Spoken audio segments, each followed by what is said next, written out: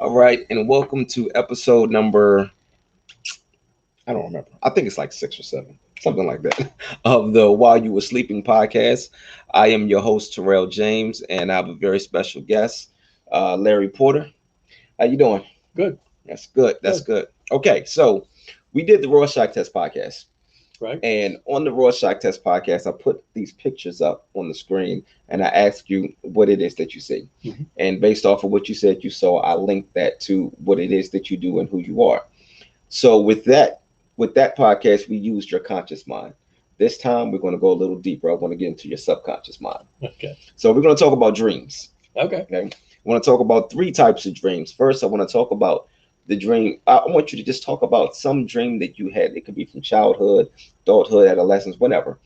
And but a very significant dream, a dream that is very vivid to you that you just held on to.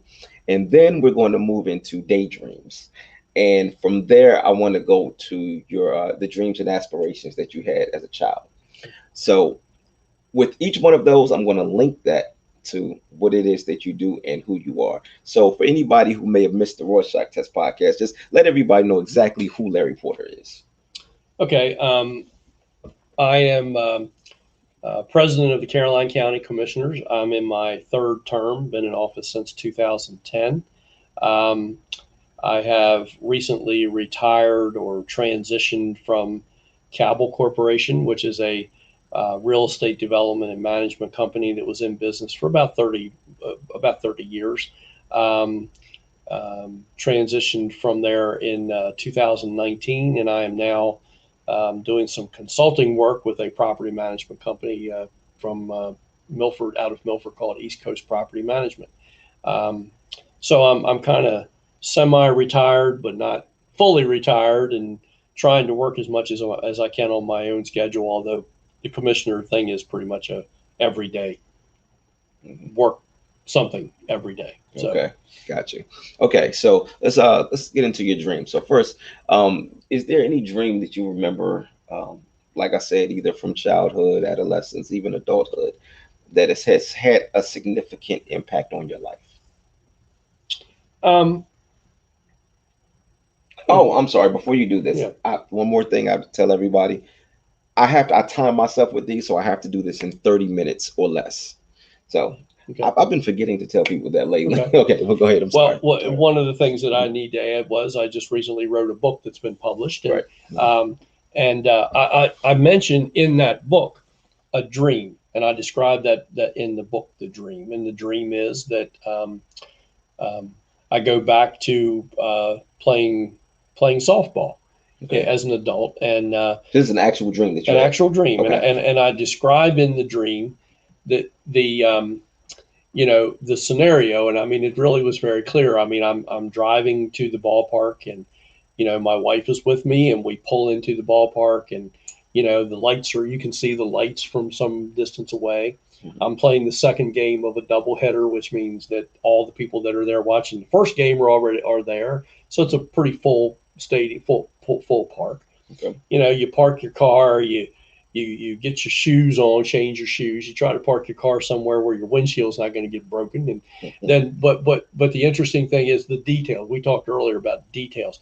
You walk up the field, and on the first and third baseline, you've got all the old guys sitting there in their pickups, and they're all talking about how the guys playing today aren't nearly as good as the guys that were used to play. Okay. And I remember, the kids playing in the dirt in front of the stands, and kids in the back of the ballpark, playing games on their own, and the concession stand, the people in the concession stand, the smell of the hot dogs, and the people who Mhm. who were unlucky to work in the concession stand were usually drafted to go in there, and they were trying to cook and serve and watch the game at the same time. And Mhm. and then the scoreboard was a metal board that had numbers hung on it, and you didn't even have to look at the scoreboard to tell who was winning or losing, because you could tell about who was throwing bats, and who was losing. Then between games you'd go warm up, and stand out on the field and warm up, and then the umpires, they would say play ball, and that's pretty much where the dream ended. So Okay. um, but it was vivid enough to me that it just made me want to go back and do it one more time. Mhm. So, but that's one that I recall. Okay. So it's something that you really love, something that you enjoy doing. Um, the of course, if we're talking about that, I mean it's not major league, so there aren't the bright lights, but the proverbial bright lights though, for you stepping out there, it's all eyes on you. Mm-hmm. Everybody's watching you. Um, the warm up you talk about the preparation Mm-hmm. that goes into getting ready to play this game. So you as the commissioner and as the president of the commissioners, um, do you ever feel like, so it seems like it's all eyes on you. You spoke on the Rorschach Test podcast about how you go into Walmart, you go in the food line, people are constantly coming up to you, Mm-hmm. they're asking you questions. It is all eyes on you. The bright lights are on, and but the difference for you is in your dream, the bright lights were on the field, but in reality, for you, the bright lights are every time you step outside this house.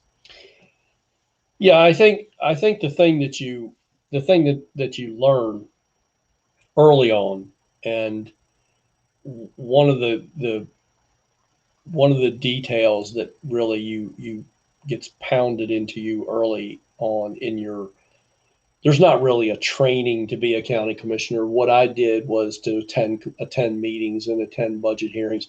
I wanted to see how the meetings were run. I wanted to see what the protocol was. Hmm. But I think one of the things that you learn very quickly is you're always a commissioner. No Hmm. matter where you are, Hmm. you're always a commissioner. Hmm. And there's a function down in Ocean City each year in August, and they didn't have it last year, of course, but they're resuming it this year, and it's called the Maryland Association of Counties, MACO. All the county elected officials come to Ocean City, and Hmm. you have you talk to each other, you have different classes and seminars and things like that.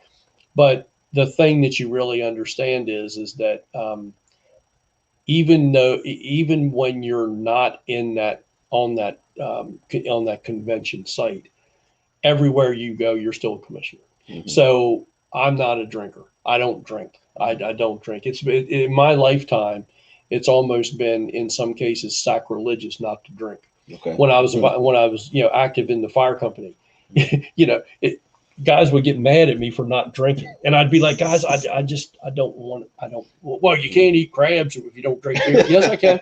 I can eat all the crabs you want. You just give me. I don't drink. So, but you have to understand that if you go out somewhere and make a fool of yourself or do something, the first word's going to be commissioner. It's Right. not going to be your name. It's going to be commissioner. Right. So you have to understand. You also have to understand that everything you say is going to be repeated, Hmm. and it's going to be used somehow to validate somebody's point. So Right. if someone says, well, I was in Bullock's Deli the other day, and Commissioner Porter was in there, and he said, so Hmm. you got to be careful if you go to a function, to a dinner or banquet or anything, and there's a number of times when you'll see all three commissioners' phones will beep at the same time, and you see all three looking at it. Well, what it will say is, it'll say confidential, right? Hmm. There is a hostage situation, or confidential. There is something. Well, you can't say anything about that. Hmm. Now, eventually, the people sitting at your table will talk about it, Hmm. and everything they say might be totally wrong, Hmm. but you can't say that's not right, Right. because you can't say anything about that, right? Hmm. So you just have to understand that. It Hmm. doesn't mean that you don't speak your opinion. It doesn't mean that you don't tell people the truth. It Hmm. just means that you got to understand that what I tell you, I've got to tell everybody else. Hmm. Because if someone comes up to me in Walmart and asks me a question, the answer I give them has to be consistent with everything, the answer that I give to everyone else. So I mean, Right. that's the thing you have to Hmm. to really understand. Hmm. Some people don't like speaking in public. Mm-hmm. I don't care. I don't mind speaking in public. Right. I spoke at the opening of the new Greensboro school. I enjoy speaking in public. You do too. Mm-hmm. You know. Yep. So I mean, but there are some people who just say I can't do it. I can't do it. I can't do it. Well, Right. okay, um, but I think it's when you're conducting a meeting, everybody in that room is listening to what every word you say. Mm-hmm. And if you say something that you think is funny, Mm-hmm. but it's stupid, you it's gonna come back to you. You know, Mm-hmm. um, Mm-hmm. if you try, a lot of times, we have people that come before us that talk in acronyms, Mm-hmm. and I don't understand them. Now some people I mean, will, LOL. yeah, some people will sit there and just kind of look and say, I, I always say, stop. Mm-hmm. I'm from Greensboro. Talk to me like I'm from Greensboro because you got to explain to me what that means, right? Right. Mm-hmm. And or if I'm on a phone call, have been so many times when I've said something or I've asked a question, Mm-hmm. and I would have people say, "Well, I was thinking the same thing," and I'm like, "Well, why didn't you say it then?" Mm-hmm. I mean, so I just I just think you've got to be you've got so much information thrown at you at one time about so many different subjects. Mm-hmm. You've got to be able to at least understand the basics of what people are talking about Mm-hmm. in order for you to be able to make decisions. Right. If I'm going to make decisions based on solar energy, I know nothing about solar energy. If I'm going to make a decision based on you know, what kind of a new ambulance to buy.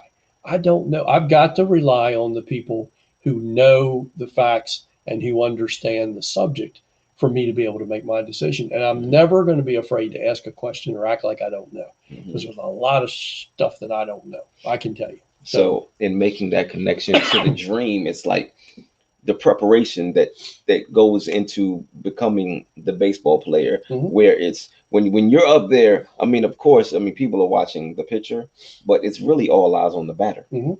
Yeah. So when you are the commissioner, you are essentially you're the batter. Mhm. It's all eyes on you, and there are people that are they're just kind of watching, and they're like waiting for you to either strike out or hit a home run.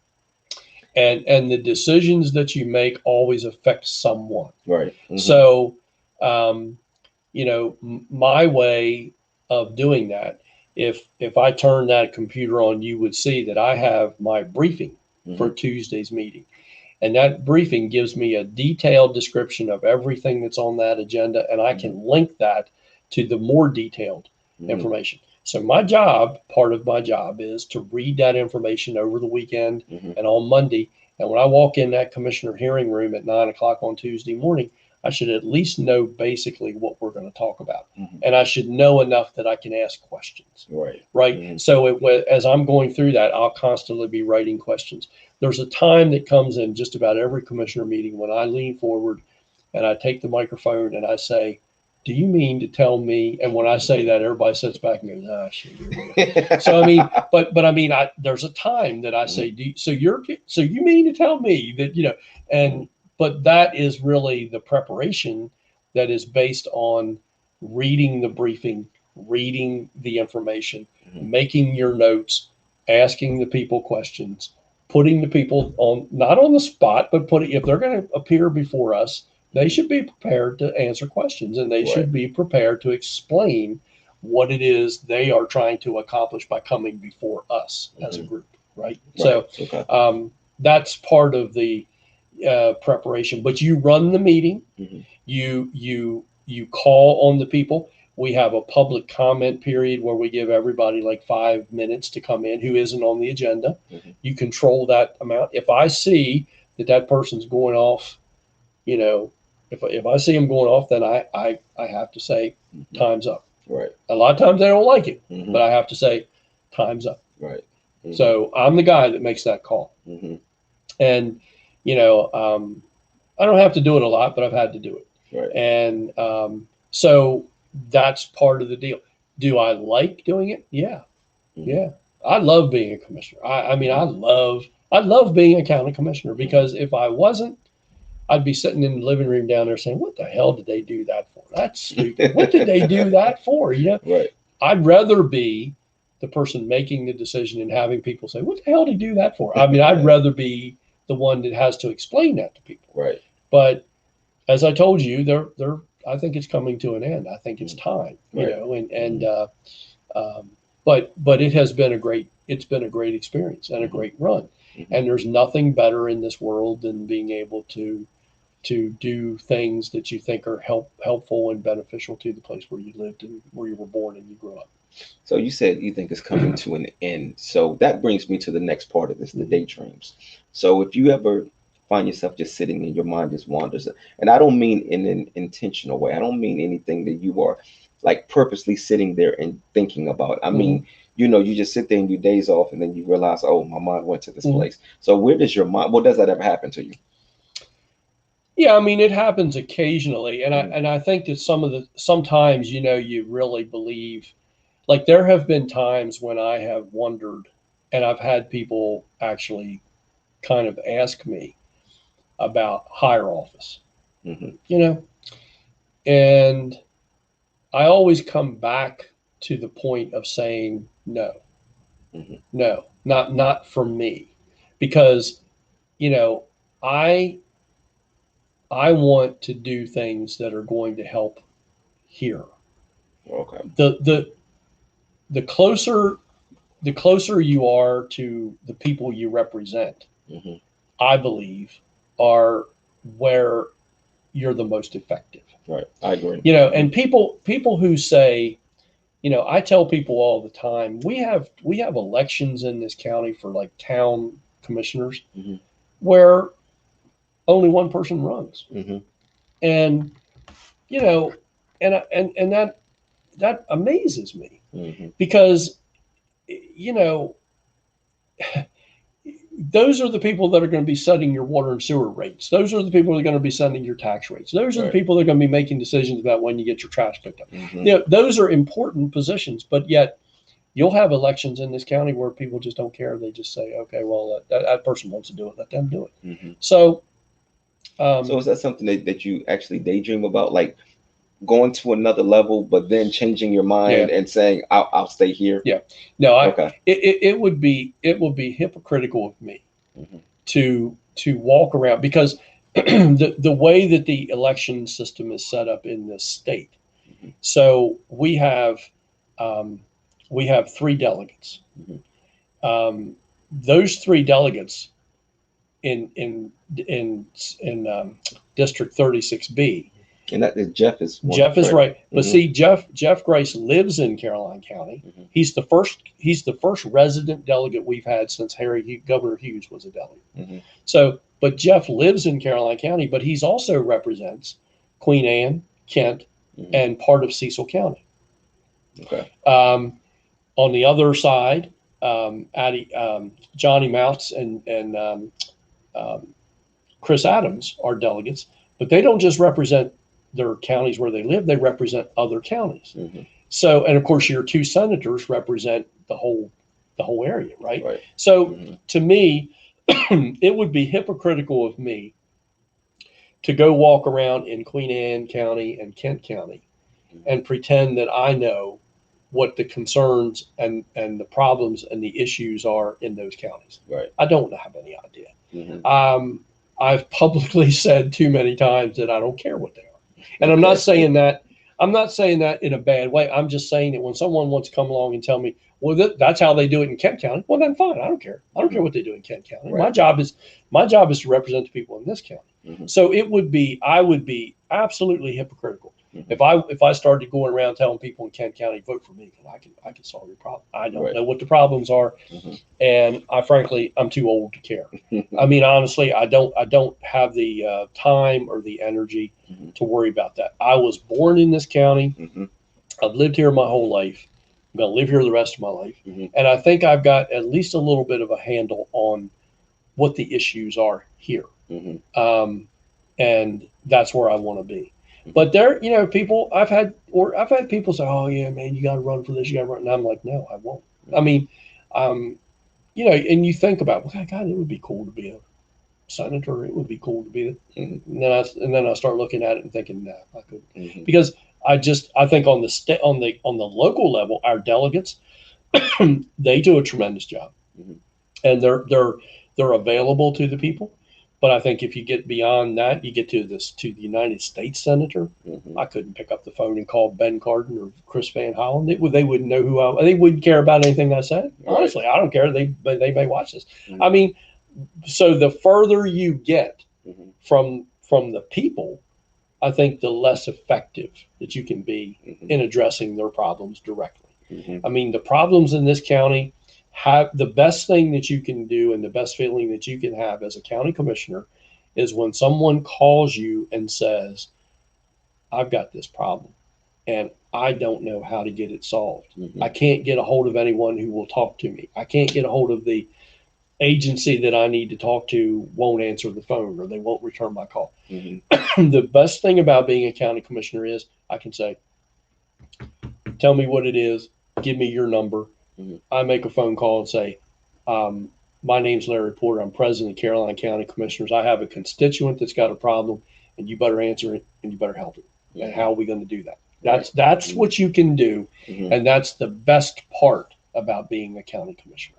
Okay. And it's not wearing a pin, or it's Hmm. not doing any. It's not. It's being able to try and address problems and help people who have problems. Okay, so now I'm sure when you were a kid, you didn't want to be a county commissioner, Right. and I believe I already know the answer to this question I'm going to ask. But when you were a kid, when you were growing up, what did you want to be when you I mean, I wanted to be a professional baseball baseball player, player, right? and but I mean, very very quick. Hmm. To be honest with you, I really didn't know. Hmm. Honestly, I mean, I was very. I mean, you talk about blessed. I mean, I was absolutely blessed to come into contact with Mr. Chinnis. You've heard of Carter Chinnis, the guy that started Cabell Corporation. Right. Uh-huh. And I mean, that story is one that you could just write down. And I mean, but to be able to be able to be a part of and eventually be in control of a business that allowed me to live here in this county where I was born, to run a business, to raise my children in this county, Hmm. and to make a good living in at doing it, um, is something that is almost done by accident. I mean, you know, there are a lot of people around here a hell of a lot smarter than I am. There are a lot of people who could do a lot of things, but the stars came together, Hmm. and 30 some years ago, and I took a gamble. I took a shot. Hmm. When I was a kid, if you got a job, you kept it. Whether you liked it or not, you Hmm. worked. I mean, I told you my father drove 150 miles a day, Hmm. every day, hated it, but Hmm. did it because in my father's mind and in my mother's mind, you didn't change jobs. When you got a job, you kept that Right. job. Because if Hmm. you kept jumping from job to job, nobody was going to hire you. Right. Yeah. You got a job with the phone company, you got a job with the electric company, you got a job, somewhere. You stayed there the rest of your life, and Hmm. you retired and you lived happily ever after. Hmm. So, I mean, I had a good job when I met him, but he Hmm. offered me an opportunity, and I actually turned it down three Hmm. or four times, Hmm. and eventually I did. But I'm blessed Hmm. because it enabled me to live 3 blocks from my office. Hmm. It enabled me to stay here. It gave me the flexibility of schedule to be a commissioner. Hmm. In the last years, in 2010, we were in full steam. I mean, we were Hmm. working, but I had great people working for me, and I was able to schedule my time to go to meetings and to go to things associated with the county. If you work a 9 to 5 job where you have to punch a clock and you can't leave, you can't be an effective county I commissioner. remember you telling me that Yeah. last year when we were on the golf course and we Mm-hmm. were talking about that. That's Mm-hmm. exactly what you said to me, and Yeah. because I know that Jeff has mentioned me running Mm-hmm. for Mm-hmm. something, and um, than when I spoke to you about it when Hmm. you said that to me. And of course, I don't have a regular 9 to 5. I'm Right. self-employed. Right. However, you were talking about how demanding that job is, Hmm. and I'm thinking to myself, could I really do that If you with? do it, if you do it effectively, Hmm. I mean, you can certainly carve out Tuesday morning, Hmm. but I mean, if you're going, I believe if you're going to do it effectively, you got to be available at the last minute for meetings when the Hmm. governor comes to the county. You got to be available for every ribbon cutting and every Hmm. dedication ceremony. Right. You need to be available, and you need to be available to the people Hmm. in any kind of situation. Right. And my schedule was flexible enough that I could say to the people there in the office, I could say, "Hey, I'm going to leave to go to this thing. I'm not sure when I'll be back," because Hmm. I knew the work was going to be done. Right. But I Hmm. mean, if you have an employer Hmm. who says to you, we were talking earlier about volunteer firefighters. Hmm. It used to be in this county, like if you work for some company that and you would say, "I got to go," they'd be okay. Today, a lot of employers are saying, "Well, you want to get paid to be a fireman, you go over there in Anne Arundel County, they'll Right. pay you. I'm paying you to work here." Hmm. So you have to have an employer, or you have to be retired, or you Hmm. have to be flexible enough in your schedule that you're able to meet those demands. Right. Hmm. And um, with cell phones and email and text messages, you're on call during this time. I've heard my phone. I bet you when we hang up, I will have had, well, today's a little bit slower day. Hmm. I will normally average 25 to 30 to 40 emails a day, and Wow. at least that number of calls. So, Hmm. I mean, because one of the things that we say as commissioners is we don't ever want to be surprised, Right. right? Hmm. I mean, we tell our staff all the time, you tell us more than you think we need to know, and we'll sift through what we don't need. But I don't want to walk into that Walmart, or I don't want to walk up here in the bank Hmm. and have somebody tell me something that I say, "Oh, I don't know anything about that." Right. So I Hmm. need to know what's going on, and that's an Hmm. important part. But starting, as you say, no, I didn't have. I was mayor of Denton for a number of years ago, Hmm. but I never. No, if anybody would have ever told me that I would end up being a commissioner, I would Hmm. have never believed him. I was just this poor dumb old guy from Greensboro, kid growing up, playing ball, and but it's been a blessing. Hmm. It's been a privilege to Hmm. do it. But no, Okay, so I have just about 2 minutes to link this last part okay, to what it is that you do. So, I believe that your dreams as of wanting to be a baseball player, it led you to where you are now, because from there you did get into coaching. mm-hmm. As a coach, you are a facilitator. You're at the top. You're the head. You're the one that everybody goes to for guidance, for direction, and essentially that is what you do. Mm-hmm. That's the position that you're in. I'm not going to drag out my explanation of that. I think I covered it Sure, because I don't want to go over the 30-minute mark. But I did it.